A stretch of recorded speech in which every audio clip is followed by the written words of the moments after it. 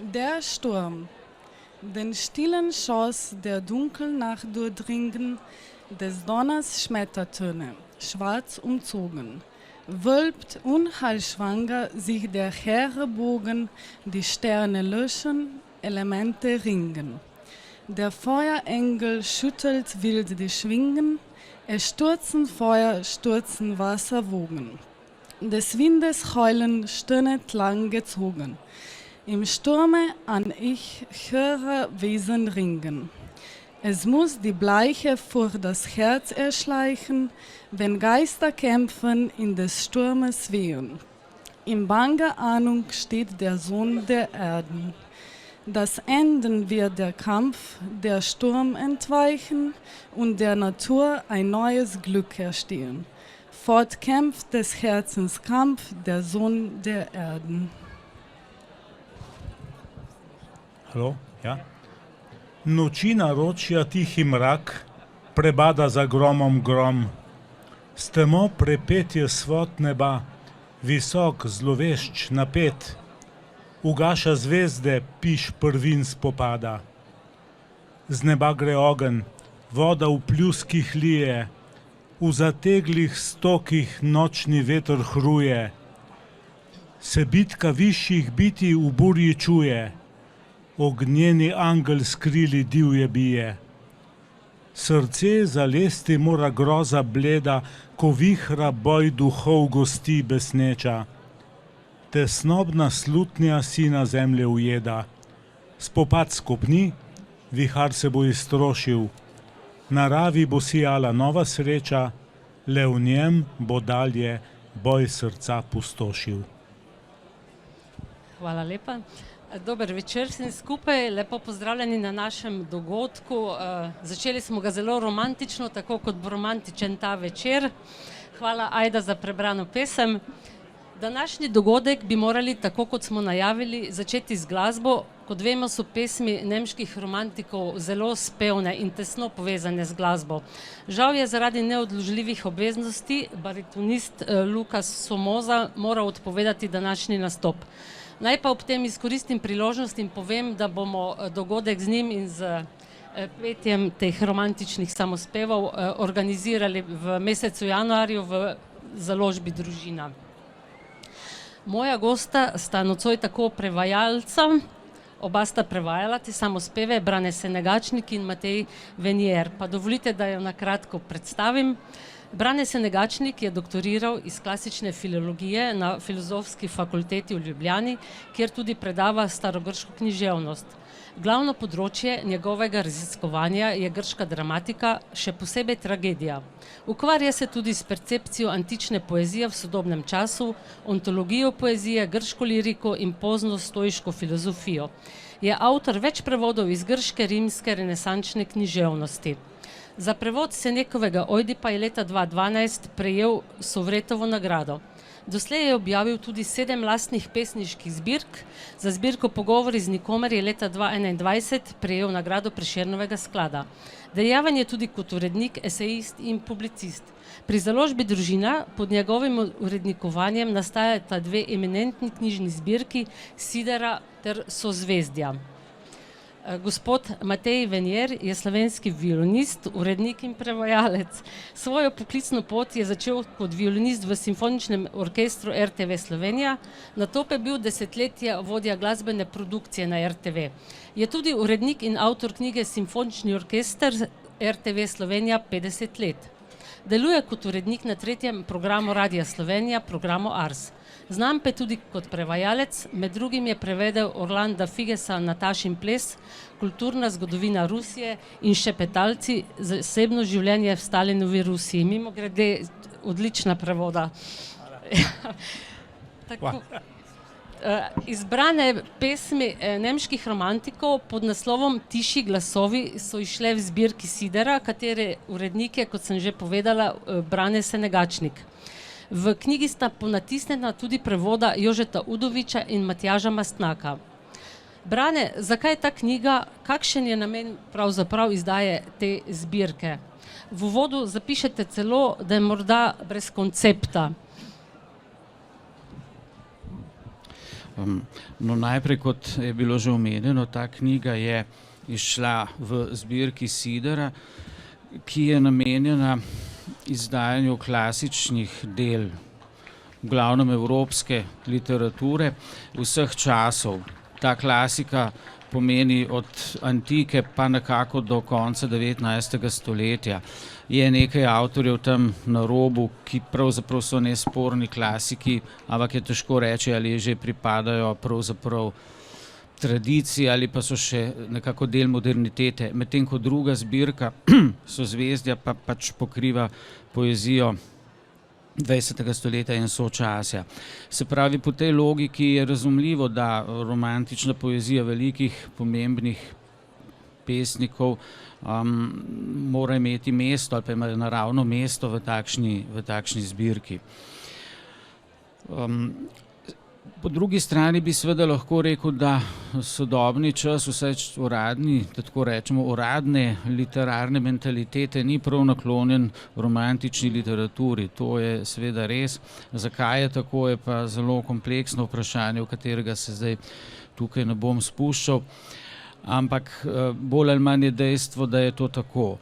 Ne glede na ta, tako rečemo, uradni, ortodoksni okus, pa ta poezija vendarle živi, veliko ljudi to bere, imajo to radi, mogoče rajši kot kaj drugega, se zelo identificirajo s tem. In pa seveda druga oblika življenja teh pesmi je pa Das Lied, samospev, kot je bilo tudi že omenjeno, saj je ogromno teh pesmi bilo osnova, torej ogromno teh pesmi, ki so v tej zbirki, bilo osnova za nastanek najbolj znamenitih kompozicij iz tega področja. O tem bo sicer po mojem več kolega Venier povedal, mogoče samo to še, da je seveda o tej ideji, po vprašanju, če je knjiga res brez koncepta. V tej zbirki Sidera pravzaprav je vsaka knjiga malce po svoje oblikovana, ker zgleda kot morda na prvi pogled, da ni nekega jasnega koncepta, in to je res, ampak zato ne želim, da bi neka enotna forma bila, ki bi se jo vsaka knjiga podrejala, ampak skušamo pri vsaki knjigi izhajati iz afinitete prevajalca ali pač tistega, ki je prišel s to idejo.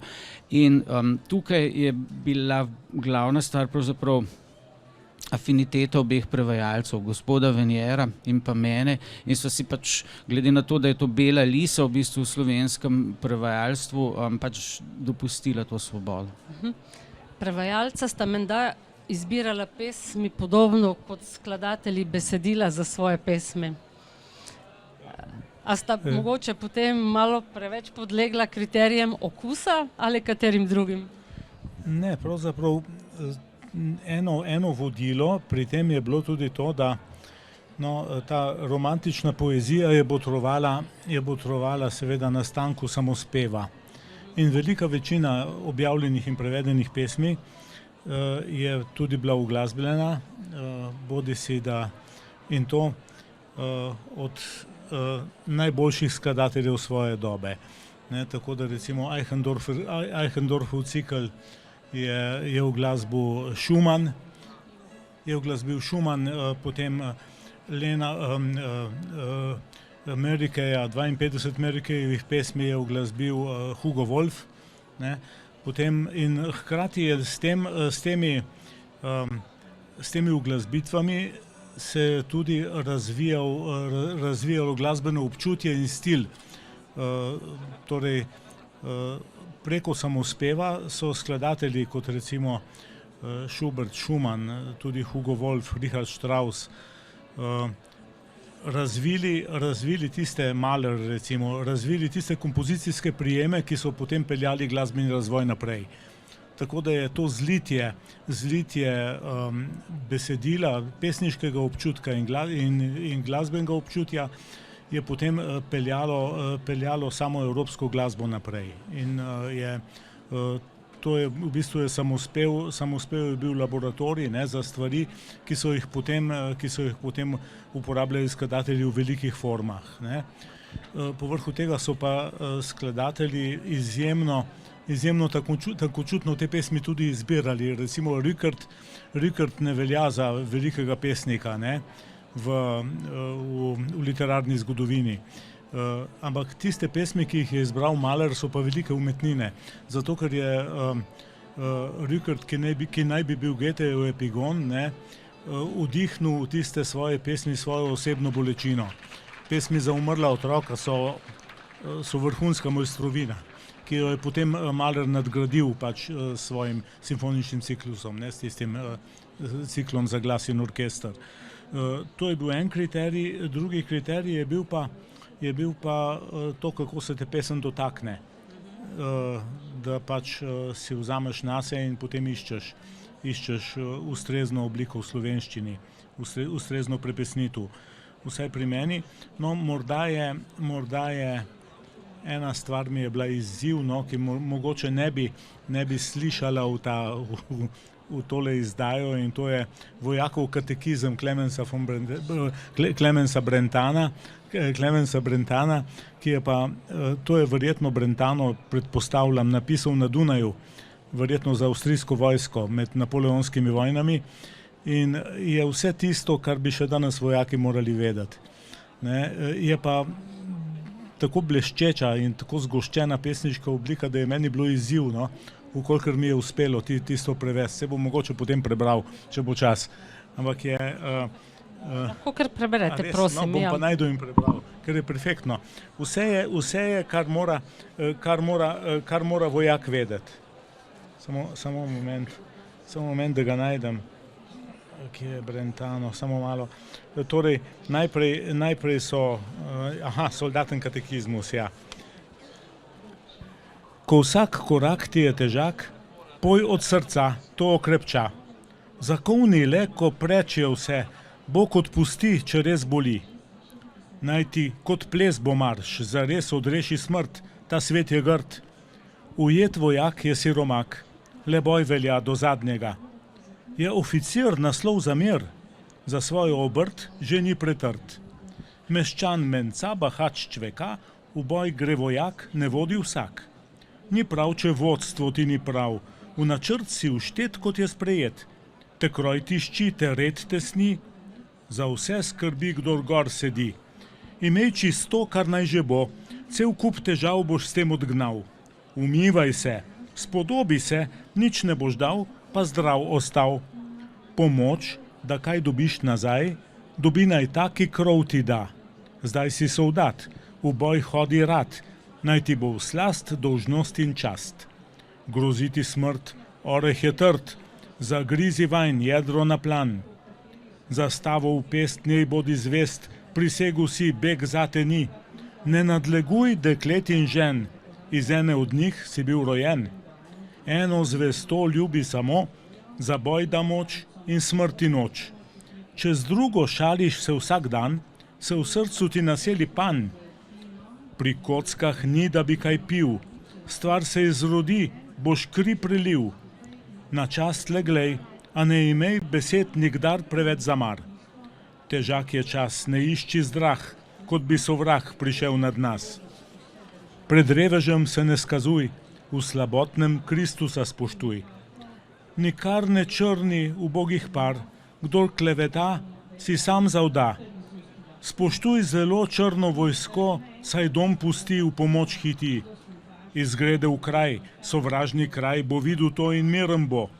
Žlahten, za zgled naj bo soldat, strog, mil, a ne naiven svat.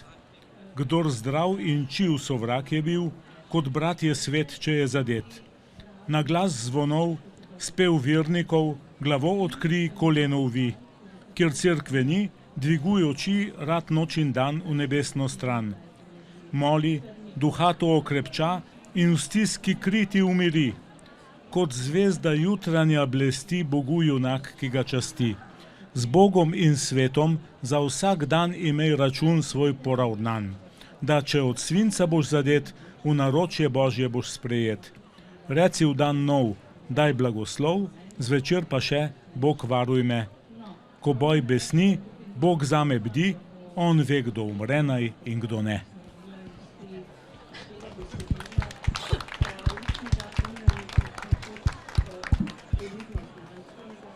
Gospod Matej, pri teh samospevih gre tudi za veliko skladnost med poezijo in glasbo, ker se morajo tudi lepo zapeti. A ste bili na to posebej pozorni tudi potem pri prevajanju? Vemo, da ste vi tudi že prevajali za gledališke liste. Torej tako, jaz sem se trudil, da bi se število zlogov predvsem ujemalo, da bo potem mogoče kdaj lahko to tudi zapeli, no? Še posebej tele Rikartove pesmi in pesmi za umrla otroka. Pesmi za umrla otroka, ki bi jih kdaj pa lahko peli, no? Poskušal sem tudi prevesti 4 zadnje pesmi, ki jih je uglasbil Richard Strauss, različnih avtorjev, tudi na ta način, ampak tiste prve 3 so poznejši pesniki, zadnja je pa Eichendorffova, no, in tam sem se tudi trudil, da bi nekako se oblikovno stvari čim bolj ujemale. Čeprav je mogoče to, in tukaj jaz nimam tega suverenega pesniškega zamaha kot profesor Senegačnik, ne, ki pa si lahko upa tudi to, da včasih poseže v formo.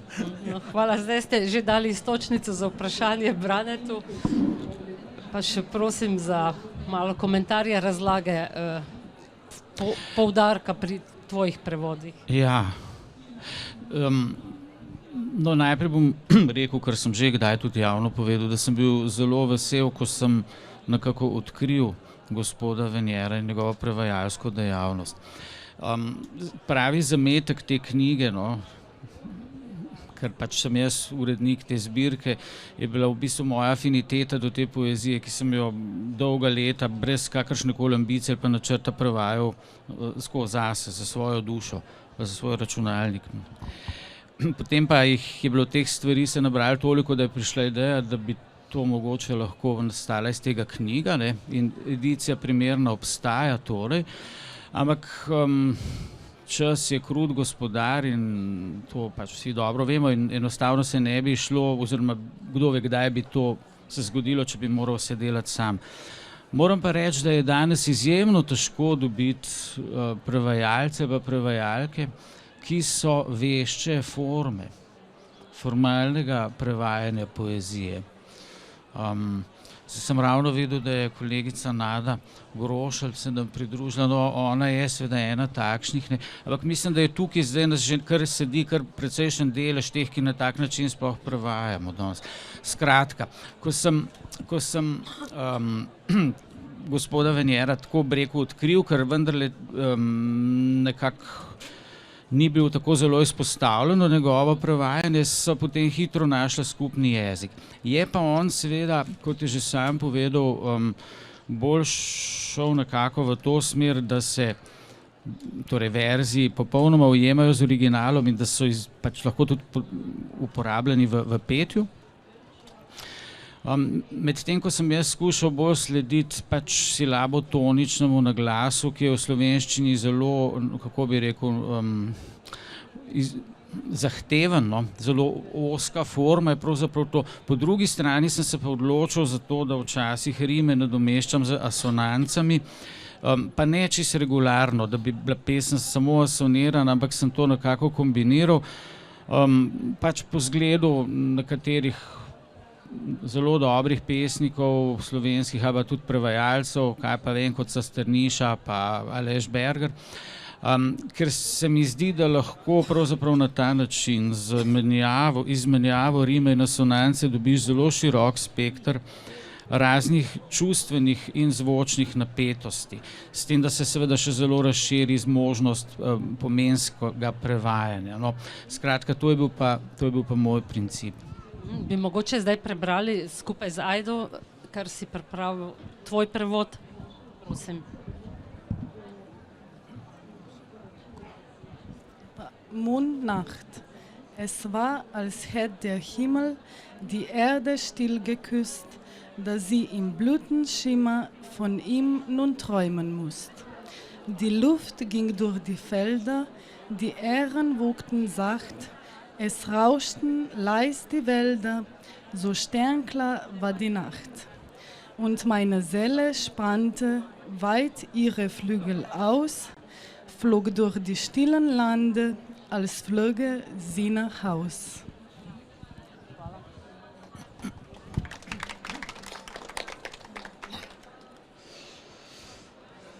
Mesečna noč. Bilo je, kot da poljubilo, po tihem zemljo bi nebo, da v lesketanju rož edino, o njem bi sanjala lahko. Drhtel je zrak čez polja in drhtelo v valovih klas je lahno. V gozdovih komaj slišno zašumelo, pod zvezdno jasno je nočjo. In moja duša krila je razpela za pot daljave brez bregov. Skoz pokrajine tihe je letela, kot da letela bi domov.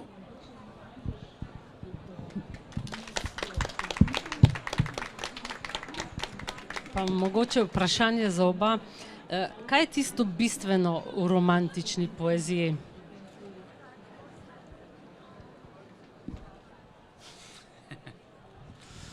Kot pri zobozdravniku, kdo pa prej. To je seveda veliko vprašanje. Osebna afiniteta moja je jasno zelo velika tukaj, mogoče bliže kot kjerkoli drugje. Mislim zlasti zaradi tega, ker se je osebnost izraza, ne bom rekel subjektivnost, ampak osebnost, o tem je mimogrede zelo lepe stvari napisal profesor Dejan Kos v tej knjigi, je dobila prav poseben razmah in izraz. Nikjer prej verjetno v evropski zgodovini pa očitno se kaže, da tudi kasneje ne bo tako, ni pravzaprav osebnost človeška v svojih notranjih dimenzijah tako zaživela kot v romantiki. Je pa po drugi strani še to, romantika je v bistvu seveda zelo kompleksen pojav, ki ima izraze na raznih področjih kulture in življenja. Ampak ena stvar, ki je v poeziji prišla najbolj do izraza, pa moče tudi v glasbi, v samospevu, na vse zadnje tudi del opere pomembne, lahko štejemo v romantično umetnost, je v bistvu, torej v njej tudi zelo živa osebna vez z transcendenco. Ne formalno, tako kot je na primer v formalno-religiozni poeziji pa liturgiji, ampak skozi notranjo subjektivno izkušnjo. To je pravzaprav nekaj, kar pa je verjetno, o tem bi se seveda dalo diskutirati, verjetno izvor umetnostne literature, pa umetnosti nasploh, in to je po mojem ravno v teh drobnih pesniških formah romantike dobilo najbolj zgoščen, zato tudi najbolj intenziven in jaz pač mislim, da brezčasen izraz.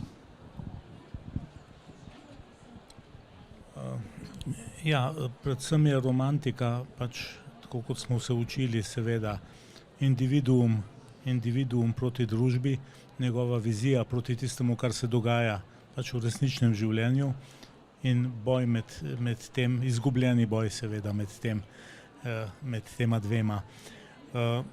Je pa romantika, še posebej nemška, tudi še nekaj drugega, je v bistvu upesnjenje celotnega življenja. Rückert je rekel, da lahko upesni vse, praktično je to tudi počel in je napisal več tisoč pesmi.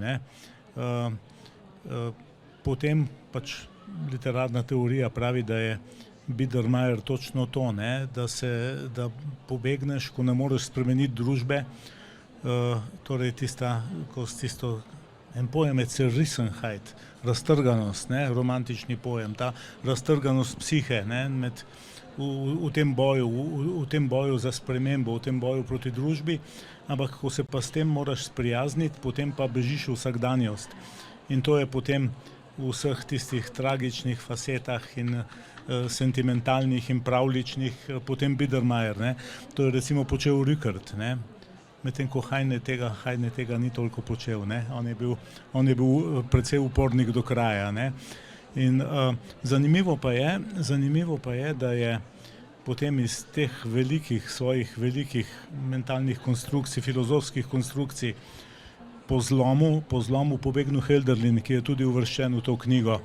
Ne? In potem so njegove pesmi iz stolpa, ki smo jih nekaj uvrstili noter, so potem na las podobne najbolj občutenim opisom narave nekaterih romantičnih pesnikov. Se bomo potem mogoče prebrali. Jaz bi mogoče samo še nekaj pripomnil k temu. Enkrat je bilo že na eni predstavitvi podobno vprašanje. Ja, individuum versus naturam, ampak individuum po definiciji est ineffabile, je tisto, kar je neizgovorljivo. Zato sem rekel, da je v bistvu individualnost vez s tistim, kar se ni mogoče posplošiti in ujeti v nobene družbene ali pa znanstvene sheme. In tem jaz vidim pravzaprav izvor vse umetnosti, še prav posebej romantične poezije. Pa še nekaj, vprašanje raztrganosti pa spopada z družbo seveda ni vprašanje, ki bi se z romantiko pojavilo. Kaj pa je Antigona, kaj pa je kralj Oidip. In še to, da v bistvu je tudi to zanimiv kliše literarno-zgodovinski, da so se romantični pesniki zatekali v naravo. Kjer so recimo razmišljali o lastni minljivosti in smrtnosti. To je vendarle pravzaprav smešno, saj to je edino, kar je neizbežno. Zatekajo se ljudje v družbene akcije, s katerimi si prikrivajo pravzaprav tisto, kar je pa edino res realno. Mislim, to je moj pogled na te stvari. No, jaz sem upala ali pa želela, mogoče, da bi rekla, da je bistveno v romantični poeziji ne narava in to, ampak kriterij srca nad kriterijem razuma. A bi se strinjala? Še malo.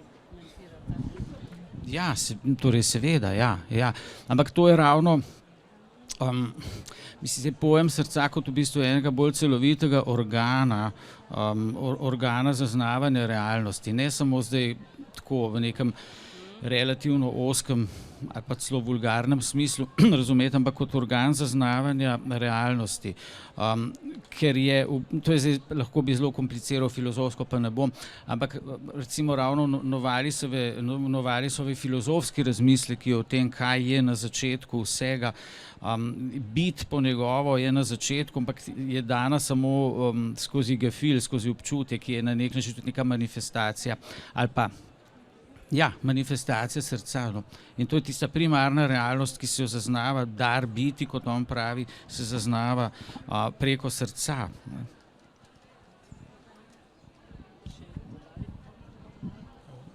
Ja, seveda, v romantični poeziji je bistveno čustvo. Bolj kot seveda je logična zgradba povsod jasna in povsod transparentna in stoji, ampak bistvena so pa čustvena občutja in to ne tista najbolj preprosta, ampak na koncu tudi zelo, zelo prefinjeno prelivanje čustev, ki se potem skozi te besede, skozi besede in predvsem skozi melodijo in tudi skozi formo izraža v romantiki. In torej to forma, ritem, te stopice, pač metrum, potem zaporedje rim in te reči, seveda dajejo eno določeno trdnost, dajejo varnost, ampak noter pa potem svet ni niti malo varen in znotraj tega. Tako da mene je pravzaprav presunilo to, ker mi smo vajeni enega velikega romantičnega pesnika pri nas, ki se lahko absolutno meri s katerimkoli s temi uvrščenimi v knjigo. Povrhu tega, da je imel še nalogo, da zgradi pesniški jezik, ki so ga nemški pesniki pa že imeli na razpolago. Njim ni bilo treba delati jezika, ker je bil že narejen v tem obdobju.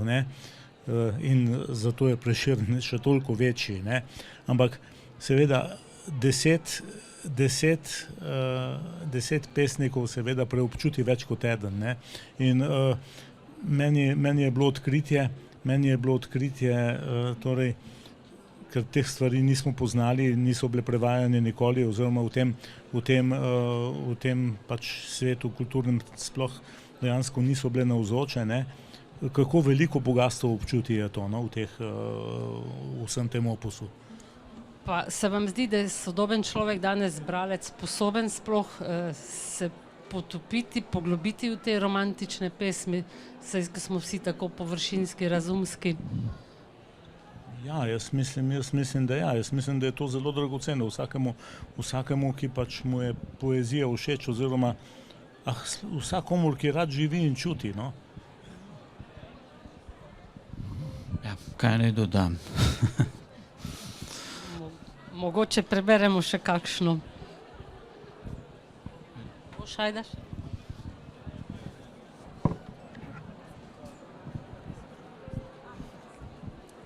Die Sennin. Schöne Sennin, noch einmal singe deinen Ruf ins Tal, dass die frohe Felsensprache deinem hellen Rufe wache. Hoch, o Sennin, wie dein Sang in die Brust den Bergen drang, wie dein Wort die Felsenseelen freudig fort und fort erzählen. Aber einst, wie alles flieht, scheidest du mit meinem Lied, wenn dich Liebe fortbewogen oder dich der Tod entzogen, und verlassen werden stehen, traurig, stumm herübersehen, dort die grauen Felsen ziehen und auf deine Lieder sinnen.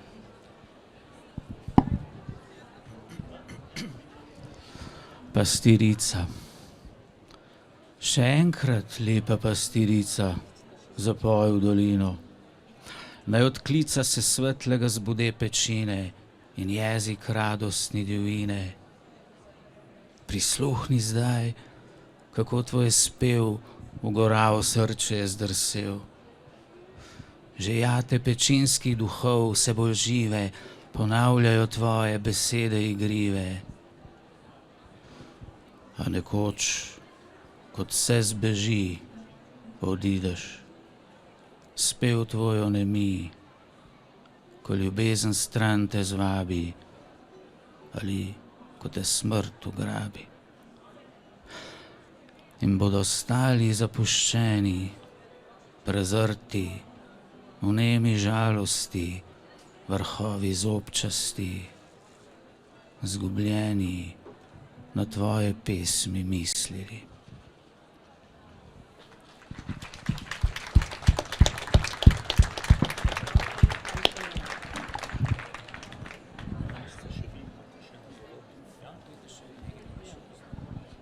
Hölderlin iz stolpa Pokopališče.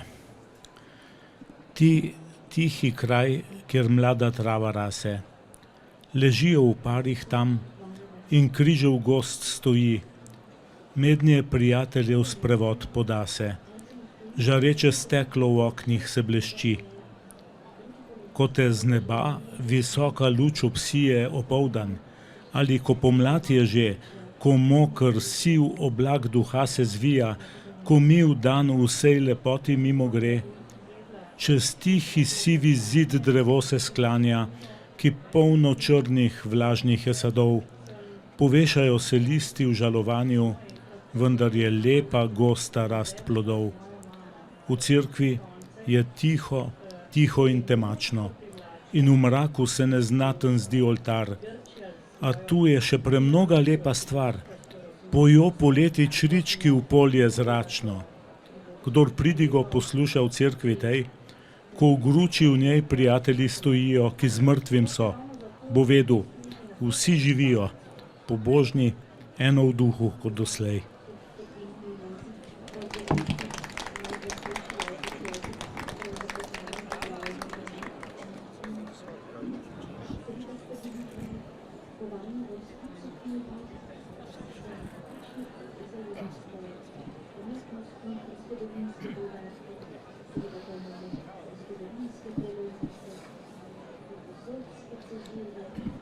Zdaj bom pa prebral še eno pesem, ki je tudi v tej knjigi, čeprav avtor ni eden tistih izbranih in tudi pesem ni prvič prevedena, ampak mislim, da je 9. prevod to v slovenščino. To pa je Goethejeva znamenita Mignonsgesang, Kennst du das Land? Iz učnih let Wilhelma Meistra. Poznaš deželo, kjer limonovci cveto, med listi temnimi žari oran zlato, kjer iz neba modrine mehka sapa veje, miruje mirta, lovor dviga vitke veje. Jo res poznaš? Otja, s teboj, moj ljubi, rada bi odšla. Poznaš to hišo, streho na stebrih, leske dvorane, sob razkošni blišč, kjer kipi marmorni me gledajo. Kaj smo storili ti, ubogi otrok? Jo res poznaš? Otja, zaščitnik moj, bi s tabo rada šla. Poznaš tam vrh, kjer pot v oblakih se gubi, kjer mula išče stezo tavajoč megli. Tam davni zmajski rod živi v votlinah, slab strmoglav se meče po pečinah. Jo res poznaš? Otja gre oče pot, otja odidiva.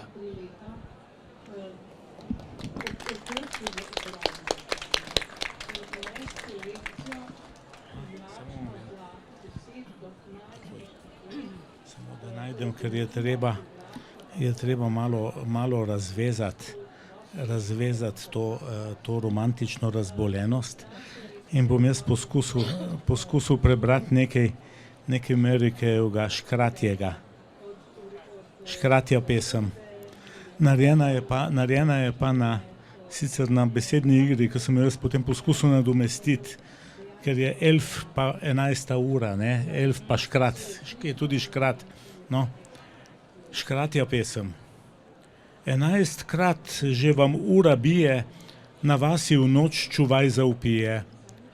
Zbudi se v gozdu droben škrat, ker sliši škrat namesto krat, misleč, da ga iz doline kliče ptič pevec, ki se slavec kliče. Kaj pa, če to je zilpelit? Škratek se maje kot pijan, čeprav je le slabo naspan. Pomane trudne si oči, iz polžje hišice zdrsi in skozi gosto leskovino tok se napoti v dolino. Trči na to obzidič gladek, na njem blesti kresničkin zadek. Kaj so ta svetla okenca? Za njimi svatba je morda, v sobani palčki tam vrvijo. Naj si ogledam to gostijo. Fuj, z glavo butne v trdi zid. Kukuk, ti škratek, boš zdaj sit?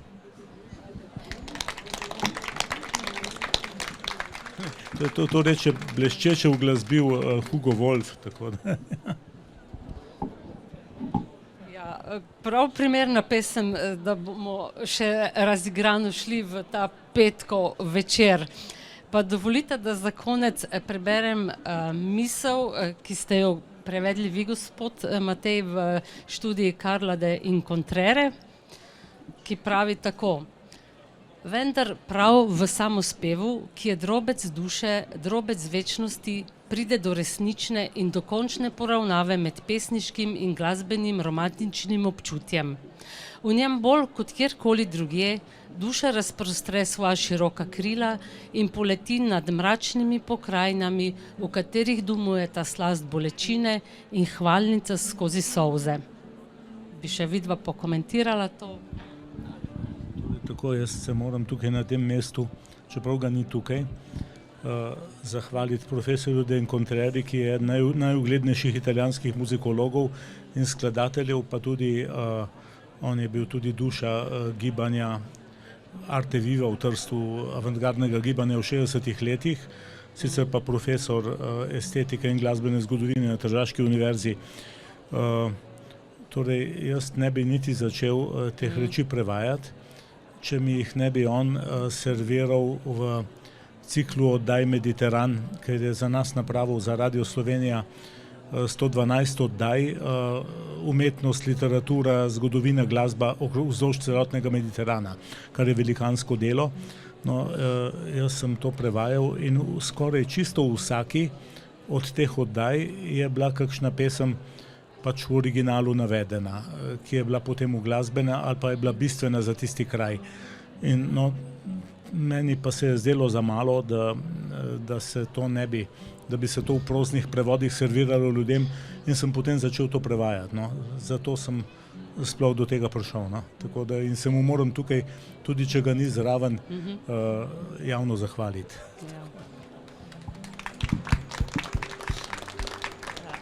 Jaz pa se zahvaljujem vama, ne samo za to, da sta nam prebirala nocoj in nas uvedla v nemške romantike, ampak predvsem za to, da sta nam jih sploh pripeljala in približala. Tako da res iskrena hvala.